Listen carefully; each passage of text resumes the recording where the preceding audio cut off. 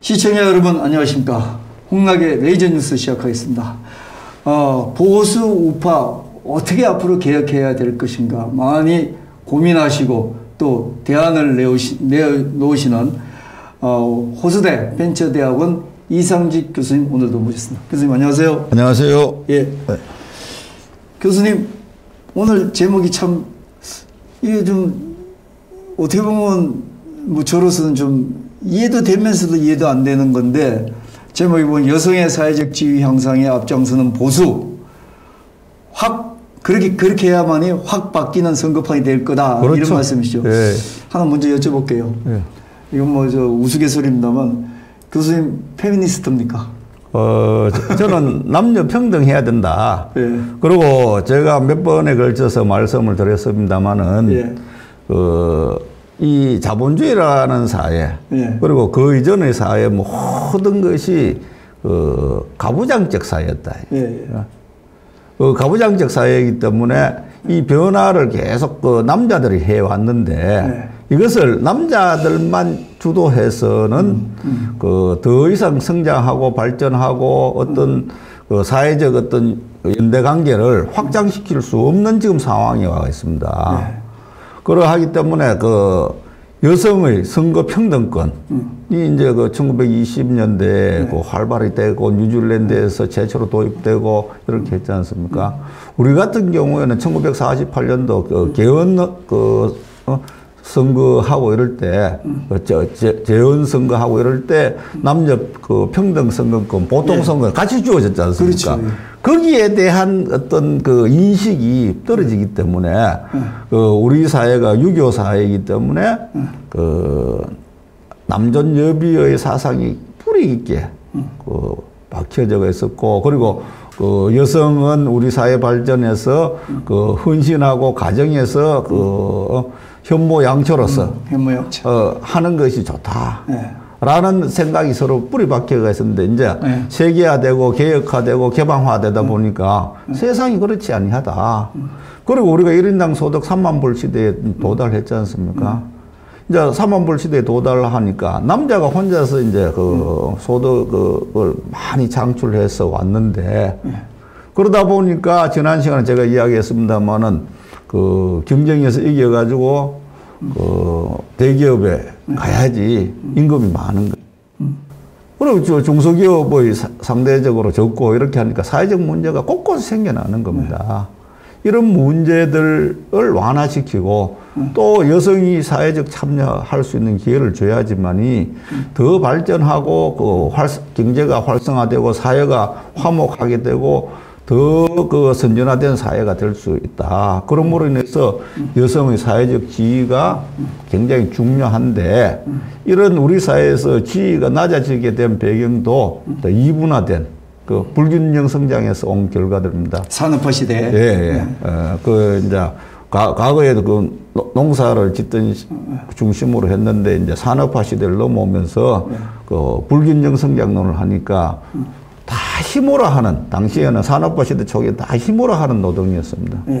그러다 보니까 여성보다는 남성 우월주의죠. 그리고 섬유 산업이란지 경공업 산업보다는 중화공업 산업. 그러니까 그것도 힘으로 하는 것이고. 뭐 불도저 이런 것도 남자들이 하고. 그렇게 했는데 이제는 이제 육체 노동에서 정신 노동 시대로 지금 바뀌는 상황. 네, 알겠어요. 특히나 우리가 이제 이 고도성장 산업화 지향을 하다 보니까 뭐 그런 문제가 빨리빨리 그걸 이제 이루다 보니까 남성 위주의 어떤 사회 구조가 되다 보니까 여성들이 소외되고 그러는데 특히나 이 정치적인 그런 부분에 있어서 교수님 생각하실 때는 지난번 4.15 선거 때 보니까 여성들이 특히 지금의 야당 지지도가 현격히 떨어졌다. 뭐 이거를 지금 교수님이 도표를 가지고 말씀하시는 것 같은데 한번 보시면서 설명을 해주시겠어요? 그래 이제 문재인 대통령이 이제 페미니스트 대통령이 되겠다. 근데 그 목적이 달성되고 있는지도 한번 눈여겨 볼 부분이다. 그리고 보수들은 그렇게 봐야겠네요. 예. 말만 하고 행위적인 부분들은 어떻게 됐는가 그거부터 알 수 있는데 일단은 저 4.15 총선 그 지역구 남녀별 투표 경향을 제가 그 데이터를 구해서 표로 만들어 봤습니다. 이 보게 되면 이 왼쪽이 남성 연령대별입니다.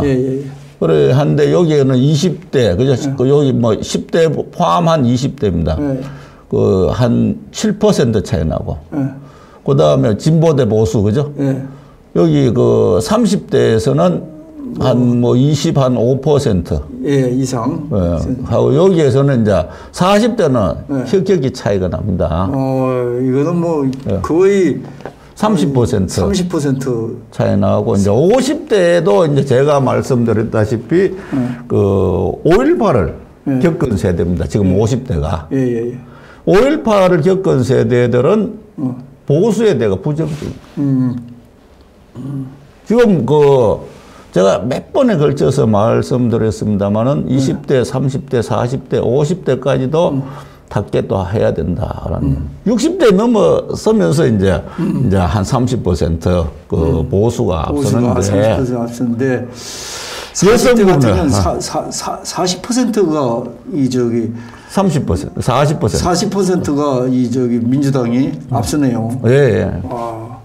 자, 그럼 그거는 남성이고 여성이 오게 되면 더 심각한 현상이 20대에서 30대에서 나타나는 겁니다. 여성에서는 그 20대 여성에는 63.6대 25.1이니까 이것도 40%. 약 그 40%. 민주당이 앞서는 거죠. 30대에서 역시도 뭐 한 40% 가까이 납니다. 이제 40대에 오면서 상대적으로는 이제 덜 난데 여기도 마찬가지. 35%. 이제 50대에 와서 이제 남녀 비율이 비슷해지는 겁니다. 4% 정도 민주당이 앞서고. 그다음에 60대 오니까 이제 한 30%, 6% 뭐 이렇게 이제 그 통합당이 앞선다는 거죠. 그러니까 교수님이 여기 여성들의 보수 정당 지지도가 20-30%대가 아니라 50대까지. 50대까지. 그러니까 여자들은 그 싸그리 다 민주당 지지한다는 거죠. 뭐 통합당을 지지 안 하는 건지 민주당으로 선호하는 건지 모르겠지만. 하는 것은 남녀가 같은데 20-30대에 오게 되면 그 여성의 지지율이 남성보다 더 진보당 쪽으로. 요 40대까지입니다. 40대도 아니 비율로 이제 따지게 되면 더 심하다. 그래 이제 20, 40대 심각하다라는 심각한 정도네요. 이런 상태로 해서는 이거 선거에 승리하기가 굉장히 힘들다. 10번 해봐야 이 상태에서는 선거만 할 뿐이지 이게 뭐 성산이 없다는 얘기겠죠. 자, 그래서 요런 부분들을 한번 생각하면서 이걸 읽으면 좋지 않느냐. 그렇죠. 제가 여기 나와서 몇 번에 걸쳐서 이야기했습니다만 정통 보수, 그 일부에서는 여기 이제 수구 보수에 해당하는 그 눈을 보수에 대한 눈을 조금 그 시대가 바뀌고. 남녀의 어떤 구성비가 바뀌고 여성의 사회적 지위 또는 그 학력 자체가 올라간 상태에서는 이 자체의 틀을 옮겨야 된다라는 것이 제 생각이다. 그럼 뭐 익히 뭐 보는 시청자들이 다 이해할 테고 자 이런 어떤 경향이 나오는데 이게 이 통계가 이런 결과가 나온 게 사실은 우리가 이제 그 지금까지 그 대책을 마련을 못했던 그런 어떤 결과가 되지 않겠습니까?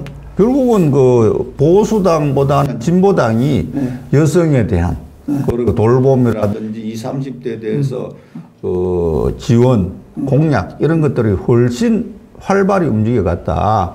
제가 알기로는 이제 그 진보 계열의 이제 맘 카페라는 것이 있는데 거기에 그 회원들이 몇백만 명이 된다. 그 사이에 보수는 뭘 했느냐. 이번에도 윤미향 사태가 벌어지고, 그 미투 사건이 벌어지고, 그래도 보수당 계열에서는 뭐 몇 번 뭐 말하다 그걸로서 흐지부지 된다는. 그러니까 뭐 지금 야당 그 국회의원이라 분들의 어떤 전투력도 그렇지만 사실은 지금 그 야권 시민단체가 없지 않습니까? 뭐 실제적인 시민단체 활동이라는 게 미미하지 않습니까? 주로 이제 여기까지 간변단체 중심으로 뭐 새마을, 바르게 살기, 자총에 했는데 이 정권이 다 넘어가니까 그 구성 자체가 그쪽으로 넘어갔지 않습니까? 교수님이 지금 이런 결과가 나오게 된 거를 우리가 그 보수 야권에서 간과한 부분은 세계적인 추세를 몰랐다는 그런 얘기도 될 수 있지 않겠습니까? 그렇죠. 아직도 꼰대들 통렬하게 반성을 해야 된다. 그 설명을 좀 해 주시면서 얘기를 하시죠. 요거 좀 제가 뒤에가 다시 설명해야 되기 때문에 지난 시간에도 제가 세계 경제 포럼 데이터, OECD 뭐 데이터를 가지고 이야기를 하고 있는데 여기 세계적 관점에서 이제 이 평가를 하는 겁니다. 평가를 하는데 그 세계 성격차 지수, 남성과 여성의 격차 지수입니다. 한데 이제 2020년도 올해 발표된 겁니다. 그 올해 초에 발표된 건데 153개국에 대해서 데이터를 가져와서 발표를 했는데 이 중에서 우리나라가 남녀의 성격차 지수가 108등이다.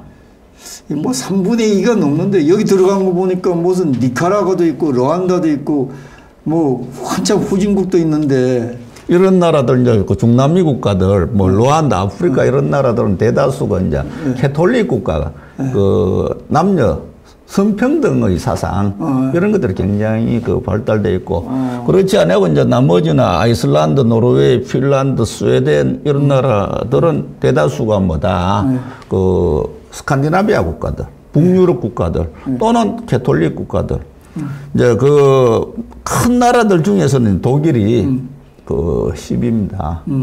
이런 부분들을 우리가 가지고 무엇을 할 것인가 보수에서도 대응을 해야 되고 지금 보수당에서 10대 과제를 낸다고 하는데 그 디테일하게 내지 말고 뭐 돌봄 뭐 이렇게 전일 뭐 그 돌봄 이런 것에 대해 자꾸 이야기를 하는데 왜 그것을 하는지에 대해서 이런 데이터를 가지고 우리가 충분히 데이터를 보고 요거보다 더 구체적인 게 보면 OECD 그 회원국 고용률 순위를 보면 우리가 아직까지 여자들하고 어떤 남녀 성관계에서 어떤 위치를 가지고 있는지 더 정확히 알 수가 있겠네요. 이제 2016년도인데 이제 그 데이터 자체가 이걸 그 국가들마다 다 하려고 하면 내 그 제출하는 국가도 있고 제출하지 않는 국가들 있는데 제가 최근에 이제 요걸 제가 다 만든 자료입니다.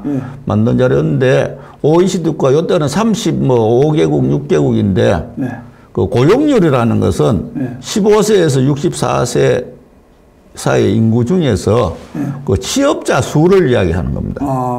뭐 아프든 안 아프든 뭐 노인이든 뭐 그 학교를 다녔든 안 다녔든 다 상관없고 왜 실업률을 하게 되면 아프거나 일할 의사가 없는 주부들은 다 빼거든요. 이거는 인구에서 취업자 수니까 실제 그 일하고 있는 사람의 숫자를 이야기하는 겁니다. 그런데 이제 전체 순위는 우리가 한 35, 6개국 중에서 22인데 남자는 35개국 중에서 13입니다. 지금 상당히 한 12 정도 되면 남자들이 풀로 지금 현재 일을 해서 그 가부장적 사회라는 것을 충분히 알 수 있는 겁니다. 근데 여자는 35개국 중에서 29입니다. 여성의 사회적 참여 자체가 낮다. 쉽게 얘기해서 교수님 이 지표가 2016년도 지표인데 그 당시만 해도 우리가 OECD 경제 경제 지수가 한 뭐 10위권에 들어간다는 둥 뭐 이렇게 얘기할 때 아닙니까? 뭐 10위권. 그렇죠. 그럴 때 보면은 여자의 고용 지수가 35개 중에서 29위니까 여자가 천대받은 건 확실히 천대받은 부분들도 있고 최근에 제가 이제 자료를 보면 이런 그 나중에 한번 제가 보여드리겠습니다만 우리나라들 주부들 중에서 그 일하지 아니하고 그 주부를 하면서 아이들을 돌보면서 그 생활하는 것이 참 좋다라고 하는 숫자가 한 30 몇 % 된다라는. 그래 그 특히 상위 클래스 중에서 그 전업주부로서 아이 키우고 이런데 그 역할을 했으면 좋겠다. 왜 자기 시간 여유가 있고 돈도 있고 하니까 이제 그런 식으로 간 모양인데. 이런 사고 자체를 우리 그 여성도 그렇고 우리 사회도 그렇고 바꾸어 줘야 된다. 그렇게 해야죠. 예.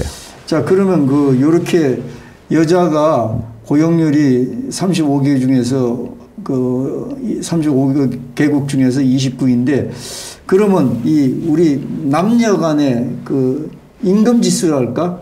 요거는 어떻게 되는지 한번 보면 더 확연히 드러날 것 같네요. 왜 이제 그 백등 바뀌냐? 지금 보시게 되면 OECD 국가 요것도 이제 그 2016년도 자료인가 그럴 겁니다. 제가 알기로는 했는데 OECD 국가 중에서 우리나라가 36.7%로 당당히 또 1등입니다. 임금 격차가. 임금 격차가 이제 가장 심하다라는 이야기입니다. 심한데 이건 우리가 피부로 느껴요. 피부로 느끼는 게 보면은 이렇게 직장에서도 보면은 여자하고 남자하고 이렇게 임금 격차가 분명히 있습니다. 뭐 그 요즘은 직급에 따라 좀 뭐 비슷하지만 그 일반 그 밑에서 일반 그 신입사원이나 이런 거 보면 중소기업 같은 데는 그 대차가 굉장히 크잖아요. 그런 걸 좀 피부로 좀 느끼고. 그리고 이제 이런 부분들 있죠. 그리고 이제 그 지난 시간에 했을 때는 그 중소기업과 대기업 차이는 노동 생산성이 차이 난다. 라고 하지만은 예를 들어 가지고 그 공채를 해서 같이 들어갔는데 시간이 지나면서 남녀 간 임금 차이 난다. 노동 생산성은 똑같은데. 그렇죠. 이런 부분이 일어나기 때문에 이제 이 부분을 그 보수당은 분명히 인식하고 있어야 됩니다. 왜? 다음 대통령 선거에서는 이런 임금 불평등 폭로하는 페이 미투 운동이 반드시 우리 사회에서도 할 거다. 이 편가르기 하는 겁니다. 그러기 전에 안을 내서 저는 보수당이 치고 나가야 될 중요한 그 어젠다가 아니냐. 그래서 이 부분들 좀 보십시오. 프랑스 같은 경우에는 그 남녀 그 임금 차이가 9.9%, 10% 안 됩니다. 지금 그 최근의 자료를 보니까 한 8%로 줄어들었더라고요. 마크롱 대통령이 남녀 동일 임금법이 지금부터 이제 그 프랑스 45년 전에 존재했는데 처벌법이 없으면 그 시행이 잘 안 됩니다. 지금 우리나라 국회에서 법 어기는 것이 태반이지 않습니까? 그렇죠. 왜, 그럼에도 불구하고 자기들은 당당하게 그냥 가는 거예요. 왜? 처벌법이 없기 때문에 그렇습니다. 국회의원들 처벌한다. 자기들이 법 만들게 되면, 다 시스템에 의해서 돌아가도록 만들죠. 하는데 자기들은 절대로 처벌받지 않습니다. 처벌법이 있어야 되는데, 요즘 임대료 이런 임대 3법 이런 거 무모하게 하고 이런 거 이건 나중에 문제되면 처벌해야 되는데. 그럼 그래서 이제 프랑스는 올해부터 이제 2020년 요거 이제 마크롱 대통령이 2018년도에 올라오자마자 남녀 동등해야 된다. 페미니스트이기 때문에 이제 총 급여액의 최대 1% 그 회사 같으면 벌금 법안을 만들고 그걸 공개하도록 되어 있습니다. 그 다음에 아이슬란드에서는 동일 임금 인정제 해서 이거 오픈하도록 되어 있습니다. 기간 내에 이제 실력 못할 시에 하루에 50만 원씩 벌금 내도록. 우리나라도 지금 아이러니컬하게 또 하나 이야기 할까요? 서울시청에서 임금 불평등에 대한 오픈을 하겠다. 그래서 돌아가신 박원순 시장이 그걸 시행하려고 지금 일정 부분은 오픈됐는 걸로 알고 있는데, 그 이중성입니다. 예, 무슨 얘기죠? 알겠습니다. 예, 내가 구체적으로 내가 이야기하면 그걸 이야기하기위해서 나오는 것이 아니고 그 양면성이라고 하는 것을 분명히 아셔야 될 겁니다. 뭐 그 이중성 얘기가 나왔으니까 이 정권에서도 보면 그 최저임금 미만 근로자가 사실은 그 겉으로는 그렇게 막 아까 뭐 페이미투 같은 거 이런 거를 이 정권이 저기 뭐 여성을 보호하는 척 하는데 실제로 보면은 그렇지 않다면서요. 예. 예. 실제 여기 교수님 자료에서 보면 최저임금 미만 근로자 비율이 이 문재인 정부 들면서 더 확대됐잖아요. 최저임금이 이제 여기에서 예. 그 20몇 %인가 뭐 30몇 %인가 급속하게 올랐습니다. 예, 예. 오르다 보니까 이제 그 최저임금 미만 그 자체 그 받는 그 예. 근로자들이 이걸 항상 존재했다라는 이야기입니다. 존재했는데 항상 그 여성이 남성보다도 더 많았다. 근로자 비율로 따졌을 때. 그래서 했는데 여기에 이제 최저임금이 이제 급격히 올랐습니다. 오르다 보니까 이 정권 들어서. 이 정권 들어서 남성은 한 5% 정도 그 최저임금 받는 숫자가 상대적으로 늘었는데 여성은 10% 정도 늘었습니다. 이런 부분들 이제 말로 페미니스트다 이렇게 하지 말고 실제 실천될 수 있도록 디테일하게 관심을 가졌으면 좋겠다. 교수님이 이런 자료를 갖고 계시니까 이 정권에서 아까 얘기하려다 말했던 페이미투 해서 그걸 폭로하려다 했는데 이런 자료를 갖다 대면은 니들이 이렇게 더 이 정권들은 더 이런 문제가 더 심화됐지 않느냐 이런 자료가 나올 것 같으니까 생각은 그렇게 하려고 그랬는데 하지 못한 것 같았어.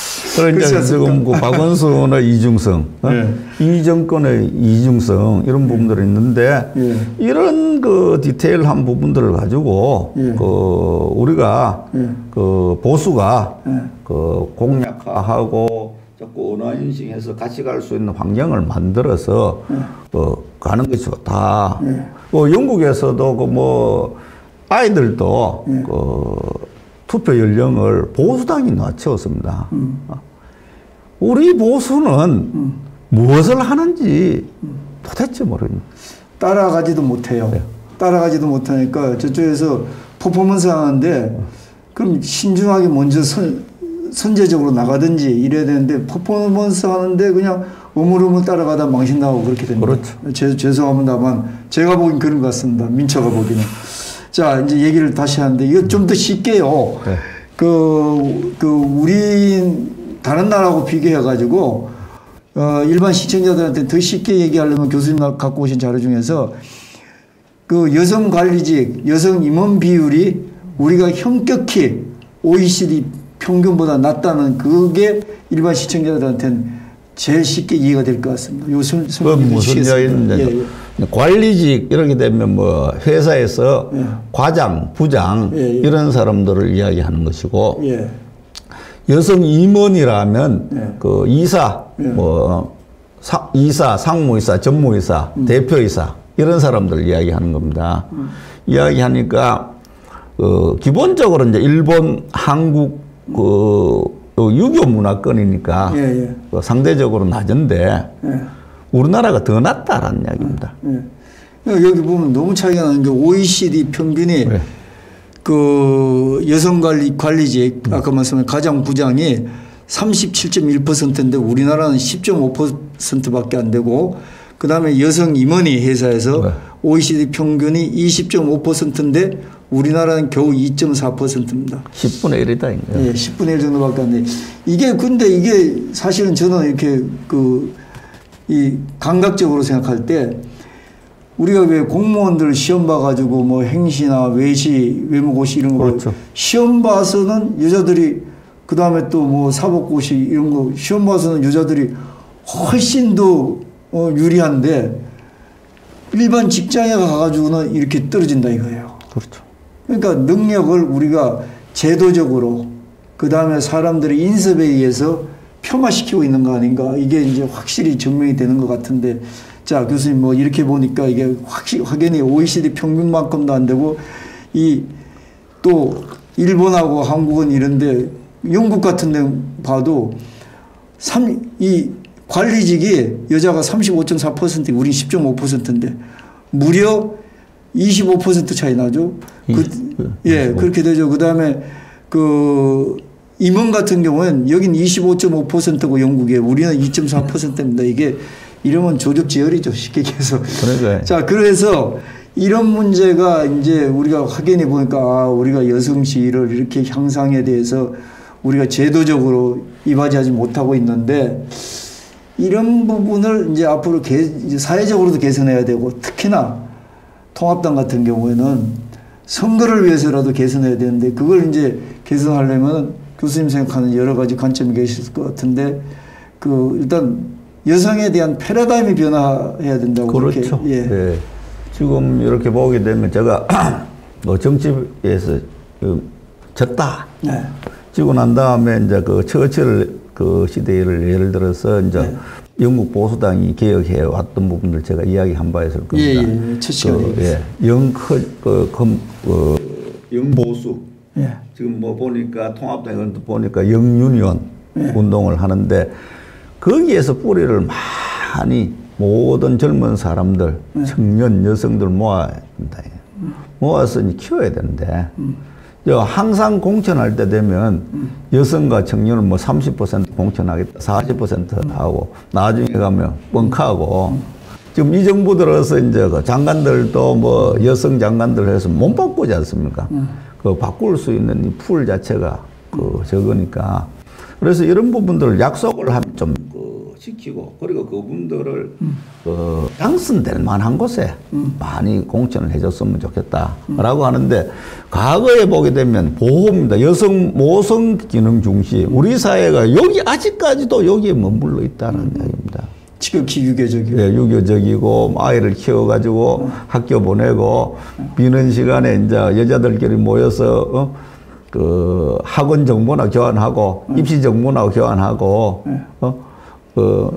자기 그 자랑이나 하고 이런 상황들을 이제 탈피해야 된다. 시대가 이제 평등한 시대에서 그 공부 잘해서 정책적인 기능도 할 수 있고 사회적 참여해서 중추적 역할을 남녀가 같이 할 수 있는 환경, 정치적으로도 그죠? 그 길을 자꾸 열어줘야 된다. 이건 공천에서 당선될 만한 곳에 열어주고 이렇게 한 기회를 부여해야 된다. 그러면 이제 이런 것을 이제 평가를 하고 그다음에 성평등 이제는 제가 앞에서 이야기했습니다만은 육체노동에서 정치노동 시대로 바뀌었다. 사법시험치 뭐 고시에서 그 수석이 여성이 나오고 행정고시에도 여성이 나오고 뭐 참 이렇게 했지 않습니까? 동일한 경쟁에서 항상 예. 이제는 동일하다라는 이야기입니다. 그래서 여성과 남성 제가 의도적으로 여성을 앞에 세웠습니다. 페미니스트입니다. 의사결정. 제 자신도 가정에 가서 이렇게 자꾸 실천을 해보려고 하는데 좀 잘 안 되는 것은 사실입니다만 한번 확인해 봐야겠습니다. 네, 생활화를 해야 됩니다.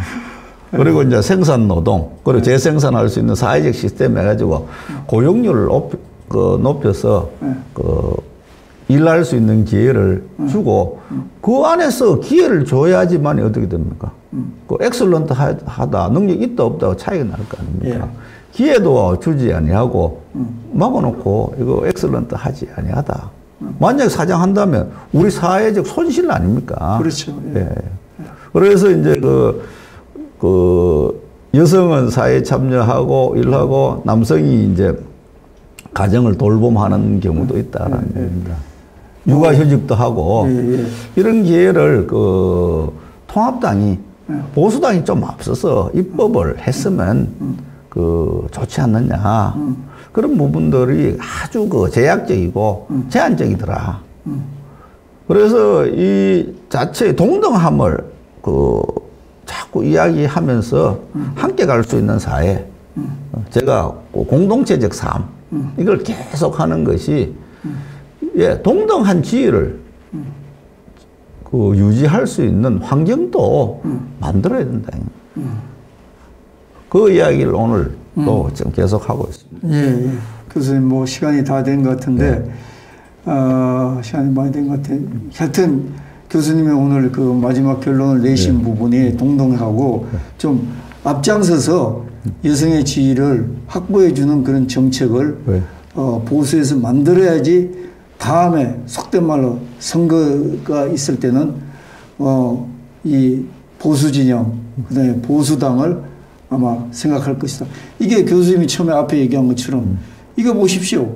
지난 4.15 총선 때 다시 한번 상기시켜 드리면은 20대, 30대, 40대, 50대까지 결국은 모든 20대, 30대, 40대는 전부 다 상대적으로 여성들이 4.15 총선에서 이게 거의 뭐 배 이상 지금 여권을 지지했습니다. 지금 지지하는 사람들이 뭐 요즘은 무슨 뭐 그 주택 때문에 부동산 때문에 뭐 촛불을 다시 든다 그러는데 어느 정도 나오는지 모르겠지만 하여튼 그때는 그렇게 지지했습니다. 그런 거를 우리가 감안하면은 지금 여성을 위한 요즘 부동산 정책도 마찬가지죠. 지금 뭔가 선제적으로 해야 되지 않겠습니까? 하여튼 뭐 거기까지 시청자 여러분, 우리 오늘 이상직 교수님이 강조하는 게 바로 이런 원인이었다. 예. 이걸 한번 생각해 주시고. 제가 뭐 마지막으로 한 1분 정도 결론을 좀 해주십시오. 우리나라 경우에 이제 2015년도에 양성평등 기본법이 만들어지고 여성이 이제 남녀와 성주류화 사회에 진입하도록 했습니다.